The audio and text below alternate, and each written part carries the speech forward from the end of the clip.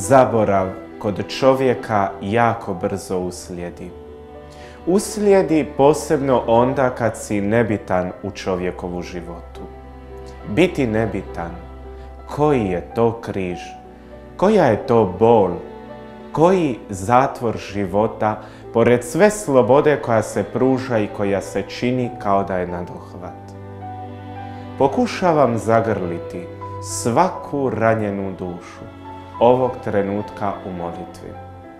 Pokušavam u molitvi pružiti tim ljudima blagoslov i utjehu, jer to smatram nekako bitnim.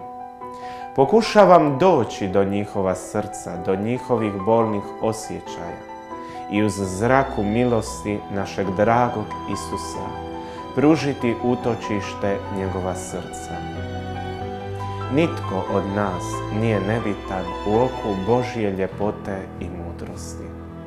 Sve riječi koje ranjavaju laži su gubitnika koji ne znaju kako biti istinit, jer očito to ne žele.